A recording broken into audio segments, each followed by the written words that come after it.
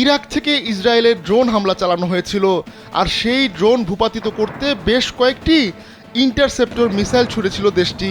কিন্তু সেগুলোর মধ্যে একটি ইন্টারসেপ্টর মিসাইল ইসরায়েলের দক্ষিণাঞ্চলীয় রিসোর্ট সিটি এইলাতে গিয়ে আঘাত হানে।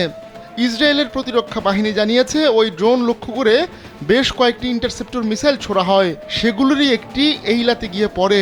তবে এ ঘটনায় কেউ হতাহত হয়নি বলে জানিয়েছে টাইমস অফ ইসরায়েল। জনপ্রিয় পর্যটন শহরে ওই মিসাইল আঘাত হানার ঘটনা তদন্তের ঘোষণা দিয়েছে ইসরায়েলের সেনাবাহিনী।